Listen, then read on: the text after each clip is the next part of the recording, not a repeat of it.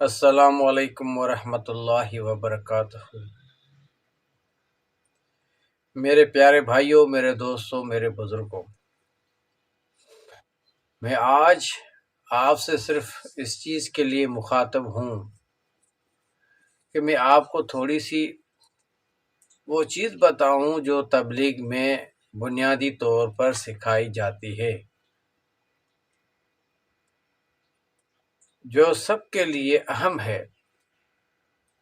وہ 6 نمبر ہیں جس پہ جو بھی مسلمان بھائی تبلیغ پہ جاتا ہے، سب سے پہلے اس کو 6 نمبر پہ فوکس کرنے کے لیے ہدایت دی جاتی ہے کہ آپ 6 نمبر ذہن میں بٹھا لیں اور آہستہ آہستہ اس پر محنت کر کے اللہ سے مانگ کر اس کے مفہوم کو سمجھنے کی کوشش کریں اور دل میں بٹھائیں، دماغ میں بٹھائیں، اپنے جسم میں، زندگی کے ہر ایک لمحے میں ان کو یاد کر لیں اور سیکھنے کی کوشش کریں، کیونکہ یہ 6 نمبر جس پر سارا یہ مفہوم تبلیغ کا بنایا ہوا ہے، یہ زندگی کم پڑ جائے گی، لیکن یہ 6 نمبر سیکھتے سیکھتے انسان تھک جاتا ہے، تھک جائے گا، لیکن اس 6 نمبر پہ مکمل عبور حاصل کرنا مشکل ہے۔ بس اللہ پاک سے یہی دعا ہے کہ ہم اور آپ سب آہستہ آہستہ سیکھنے کی کوشش بھی کریں، اس پہ عمل کرنے کی کوشش بھی کریں اور دوسروں تک ان کا پہنچانا مناسب اور جائز سمجھیں، تاکہ ہم خود بھی اللہ کے سامنے جب کھڑے ہوں تو بہت اچھی طرح پیش آئیں، ہمارے اعمال، ہمارا حساب کتاب اچھی طرح سے ہو اور دوسروں تک اللہ کا دین پہنچانے کی جو ذمہ داری اللہ پاک نے دی ہوئی ہے ہمیں، اس پر بھی ہمیں قائم رکھنے کی توفیق عطا فرمائے۔ بنیادی چیز تبلیغ کے حوالے سے 6 نمبر ہیں، جس کا مختصر ملاحظہ کر کے میں آپ کو اس پر تھوڑی سی وضاحت دینا چاہوں گا۔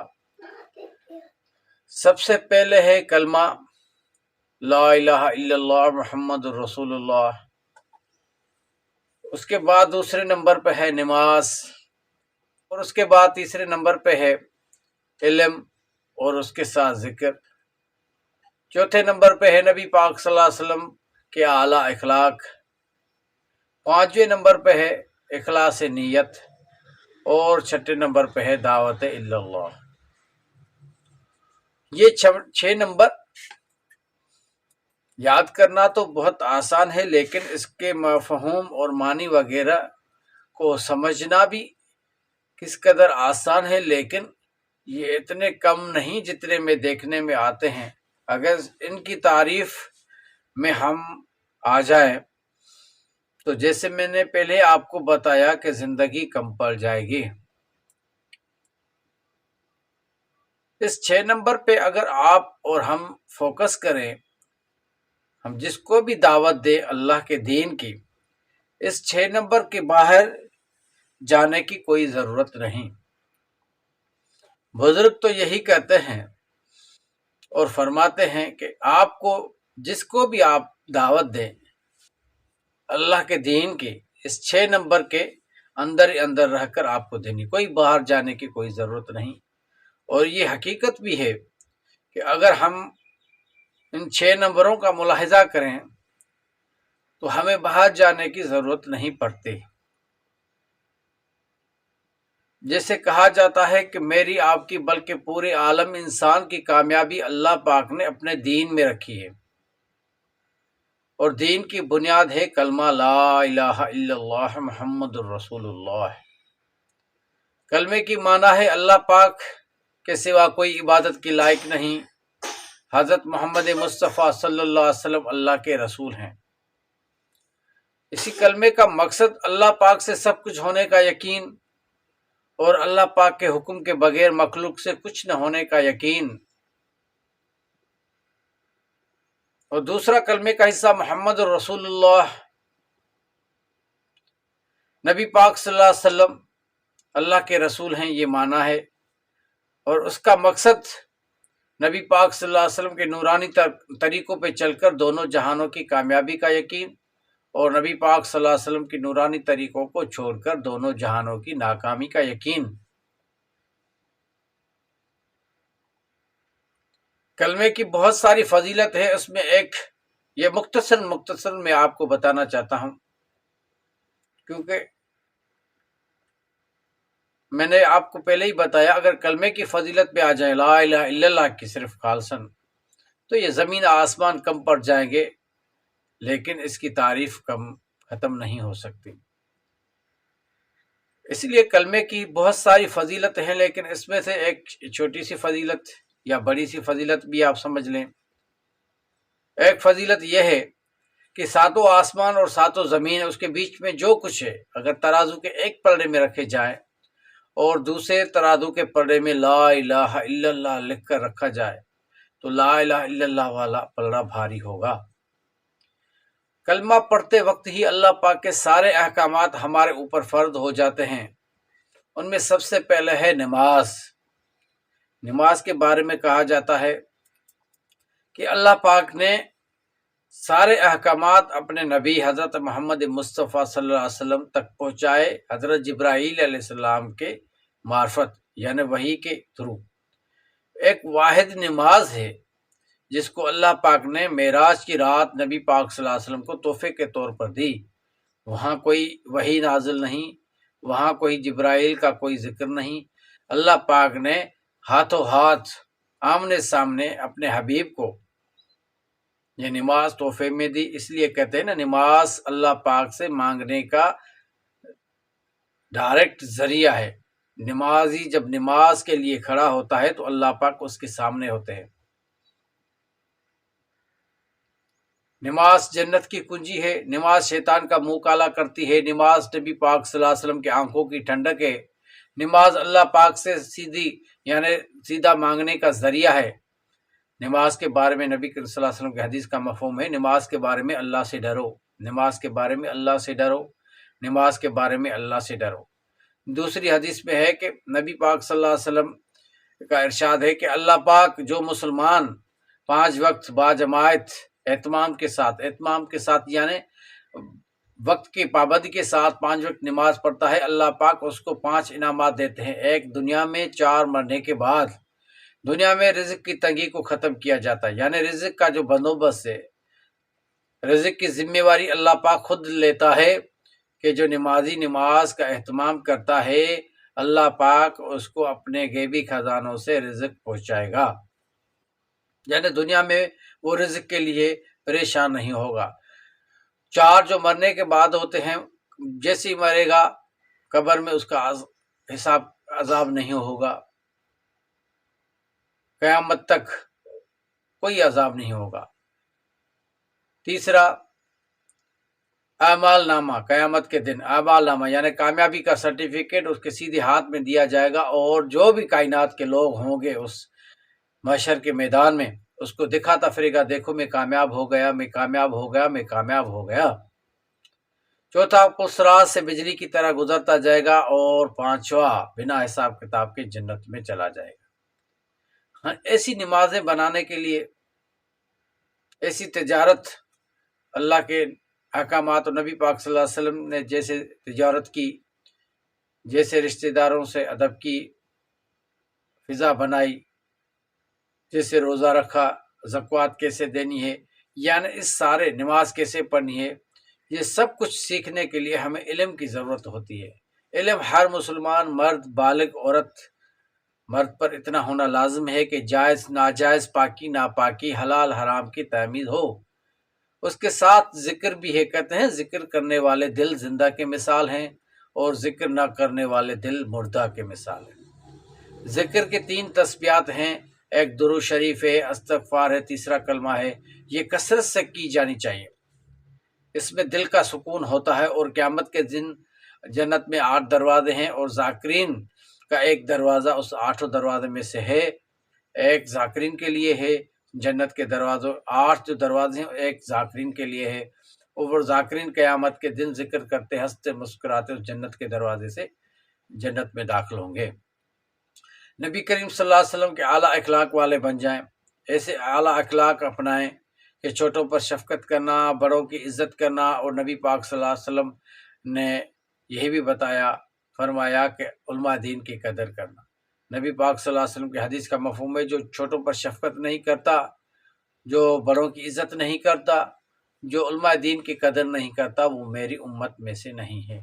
جو بھی نیک کام کرے اللہ کی رضا کے خاطر کرے، بھوکے کو کھانا کھلائیں اللہ کی رضا کے خاطر، پیاسے کو پانی پلائیں اللہ کی رضا کے خاطر، بھولے ہوئے کو راستہ دکھائیں اللہ کی خاطر، اللہ کی رضا کے خاطر۔ جو بھی نیک کام کرے اللہ کی رضا کے خاطر کرے، یعنی یہی سمجھنا چاہیے کہ اس کا فائدہ مجھے اللہ دے گا، انسان یا کوئی اور مخلوق نہیں دے گی، نہیں دے سکتی۔ ایسے اخلاص والے بن جائیں، نبی کریم صلی اللہ علیہ وسلم کے اعلیٰ اخلاق والے بن جائیں، اور نمازی بن جائیں، روزے دار بن جائیں، ذاکرین بن جائیں، علم والے بن جائیں، تقوی والے بن جائیں۔ اس کے لیے محنت کی ضرورت ہے۔ اسی لیے اللہ پاک نے اس زمین پر کم و بیش 1,34,000 انبیاء کو بھیجا۔ انہوں نے وقت کے لوگوں کے اوپر یہی محنت کی، لوگوں پڑھو لا الہ الا اللہ، کامیاب ہو جاؤ گے۔ جنہوں نے وقت کے نبی کی بات مانی وہ کامیاب ہو گئے، جنہوں نے وقت کے نبی کی بات نہیں مانی وہ ناکام ہو گئے۔ میرا آپ کا بلکہ سب کا یہی یقین ہے کہ نبی پاک صلی اللہ علیہ وسلم اللہ پاک کے آخری نبی ہیں، اس کے بعد کوئی نبی نہیں آئے گا۔ نبوت کا دروازہ بند ہو چکا ہے، ختم نبوت کے طفیل۔ یہ کام ہر کلمے پڑھنے والے کے اوپر ہے کہ خود بھی نیک کام کرے اور دوسروں کو بھی نیک کام کرنے کی ہدایت کرے، خود بھی برائیوں سے بچے اور دوسروں کو بھی برائیوں سے بچنے کی ہدایت کرے۔ نبی پاک صلی اللہ علیہ وسلم کے بعد صحابہ نے پوری دنیا میں یہ غائبین تک اللہ کا حکم اور نبی پاک صلی اللہ علیہ وسلم کی زندگی کے حوالے سے دین کی محنت کی، اور دنیا پوری میں ان کی قبریں ہیں۔ اس لیے یہ اب غائبین یعنی ہم اور آپ سب کلمے پڑھنے والے کے اوپر ذمہ ہے کہ ہم اب خود بھی اللہ کے دین کی محنت کریں، اس کو سیکھیں، گھر میں بھی یہی تعلیم اللہ کے دین کی جاری اور ساری رکھیں، پڑوسیوں کو بتائیں، پورے عالم انسان کی، گاؤں میں، بستی میں، شہر میں، ملک میں، پوری دھرتی جو اللہ تعالیٰ کی ہے اس پہ بسنے والے ہر ایک انسان کے لیے ہم ذمہ وار ہیں کہ ہم اللہ کا دین ان تک پہنچائیں اور دعوت کا کام کریں اور دعوت دیں۔ لا الہ الا اللہ کی دعوت دینا ہم سب مسلمان کلمے پڑھنے والے کے اوپر ذمہ ہے۔ قیامت کے دن اللہ پاک پوچھے گا کہ میں نے آپ کو کلمہ دیا، آپ تک انبیاء آپ کے پاس انبیاء کو بھیجا، پھر صحابہ آئے، پھر علماء کرام جو بھی اللہ والے تھے وہ سب آئے، آپ کو ہدایت میں نے دی، اللہ نے دی، پھر آپ نے پوری انسانیت کے لیے آپ کو یہ دین لا الہ الا اللہ کی تعلیم اور تبلیغ حق کی دعوت دینی تھی، آپ نے کی یا نہیں کی؟ اگر ہم نے اللہ کے احکامات اور نبی پاک صلی اللہ علیہ وسلم کی زندگی مبارک خود بھی اپنی زندگی میں لائے اور دوسروں تک بھی پہنچائی تو ہم آخرت کے دن کے حوالے سے کامیاب ہوں گے۔ اگر ہم ناکام رہے تو میرے بھائیوں، میرے دوستوں، میرے بزرگوں، وہ آخرت کی ناکامی بہت تکلیف دہ ناکامی ہے۔ اس کے لیے تیاری کرنی ہے، تیاری سیکھنے کے سوا نہیں ہو سکتی۔ اس لیے تبلیغ میں جانے کے لیے یہ حق کی دعوت ہے، حق کی دعوت ہے۔ اس لیے بزرگ یہی کہتے ہیں کہ سیکھنے کے لیے باہر جانا پڑتا ہے، جیسے کہتے ہیں نا، سننے کے لیے قریب آنا پڑتا ہے اور سیکھنے کے لیے دور جانا پڑتا ہے۔ یہ دین کا کام، اللہ کا دین سیکھنے کے بغیر نہیں آئے گا۔ اس لیے ہمیں دور جانا پڑے گا، گھر بار اللہ کے لیے چھوڑنا پڑے گا کچھ ٹائم کے لیے۔ کوئی 3 دن کے لیے بھائی جاتا ہے، کوئی چلے کے لیے جاتا ہے، کوئی 4 ماہ کے لیے جاتا ہے۔ آہستہ آہستہ اپنی زندگی میں دین لانا ہے، اللہ کے احکامات اور نبی پاک صلی اللہ علیہ وسلم کی زندگی مبارک کو سیکھنے کے لیے ہمیں تبلیغ کا کام لازم ہے۔ یہ انبیاء کا کام ہے۔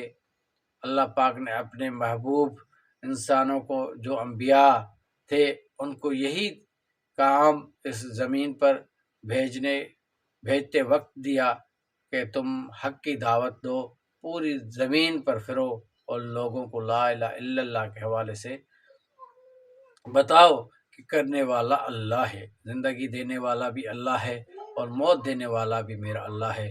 موت کے بعد پھر کھڑا کرنے والا اللہ ہے، پھر حساب کتاب لینے والا بھی اللہ ہے، جنت اور دوزخ میں ڈالنے والا بھی اللہ ہے۔ اس تیاری کے لیے ہمیں سیکھنا پڑے گا کہ ہم تبلیغ کا کام سیکھیں، اللہ کے دین کو سیکھیں۔ اس لیے تبلیغ میں جانا ہوتا ہے۔